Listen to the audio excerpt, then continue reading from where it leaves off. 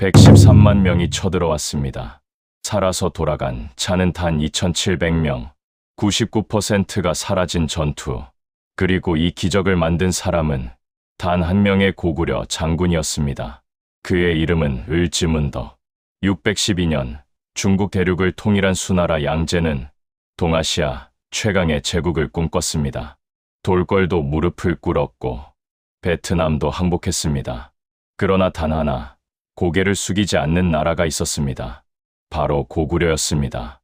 수양제는 분노했습니다. 저 작은 나라가 감히 황제에게 머리를 조아리지 않는다. 그는 결심했습니다. 고구려를 완전히 짓밟겠다고. 중국 북경 근처 탁군에 거대한 병력이 집결하기 시작했습니다. 무려 113만 3,800명.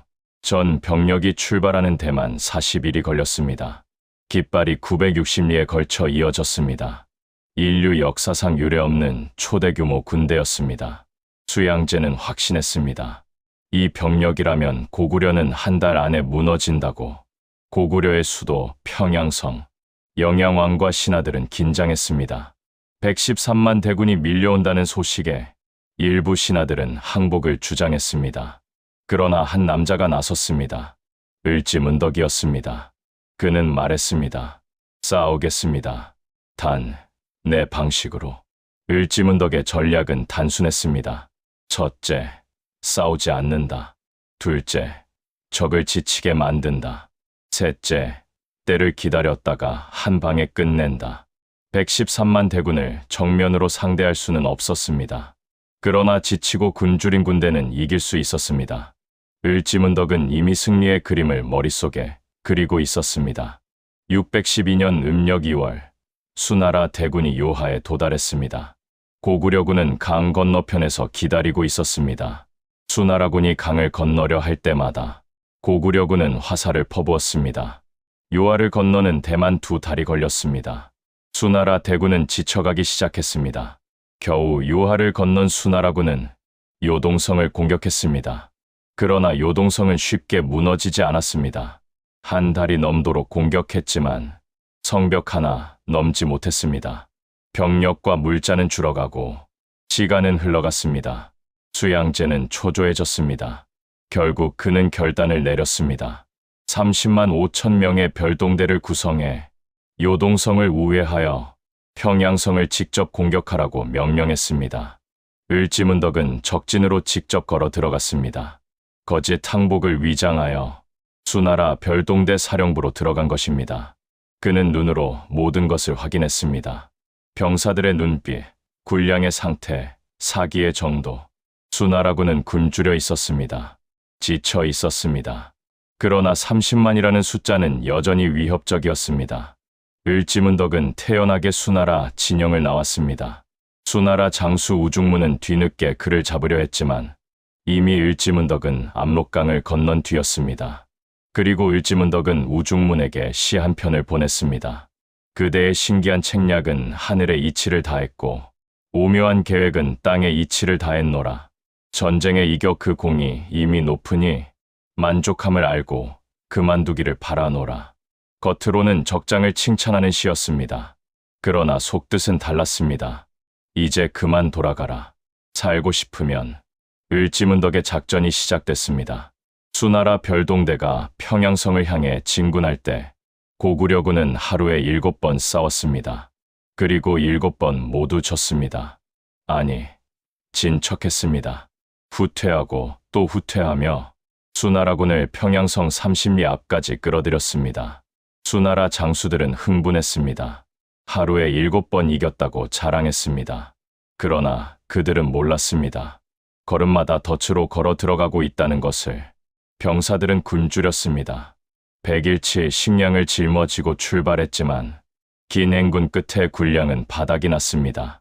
일부 병사들은 몰래 군량을 땅에 묻어버리고 빈 자루를 짊어지고 다녔습니다. 싸울 힘이 없었습니다. 평양성 앞에 선 수나라 별동대. 그러나 평양성은 험하고 견고했습니다. 지친 병사들로는 도저히 무너뜨릴 수 없었습니다. 이때 을지문덕은 다시 한번 편지를 보냈습니다. 군대를 물리면 왕과 함께 황제를 찾아뵙겠습니다. 수나라 장수 우문술은 알았습니다. 거짓말이라는 것을. 그러나 선택지가 없었습니다. 퇴각하는 것 외에는 적어도 황제에게 변명할 구실은 생겼습니다. 결국 30만 수나라군은 퇴각을 시작했습니다. 방진을 치며 조심스럽게 물러나기 시작했습니다. 을지문덕은 기다렸습니다. 살 수까지만 오너라. 7월 24일 수나라 별동대가 살수에 도달했습니다. 지금의 청천강입니다. 30만 군대가 강을 건너기 시작했습니다. 절반쯤 강을 건넜을 때였습니다. 을지문덕이 신호를 내렸습니다. 사방에서 고구려군이 쏟아져 나왔습니다. 강 한가운데 있는 수나라군은 앞으로도 뒤로도 갈 수 없었습니다. 수나라 장군 신세웅이 전사했습니다. 군대는 걷잡을 수 없이 무너졌습니다. 장수들과 병사들은 달아나기 급급했습니다. 하룻밤 사이에 450리를 도망쳤습니다. 이것이 살수대첩입니다. 30만 5천 명 중 살아서 돌아간 자는 단 2,700명이었습니다. 99.1%가 살수에서 사라졌습니다. 세계 전쟁사에서 이런 섬멸률은 전무후무한 기록입니다. 수양제는 크게 노해 살아 돌아온 장수들을 쇠사슬로 묶었습니다. 그러나 이미 늦었습니다. 살수대첩으로 수나라 최정의 병력이 사라졌습니다. 국력은 바닥났고 민심은 등을 돌렸습니다. 수양제는 614년에도 고구려를 공격했지만 번번이 실패했습니다. 결국 수나라는 618년 멸망했습니다. 고구려와의 전쟁이 수나라를 무너뜨린 것입니다.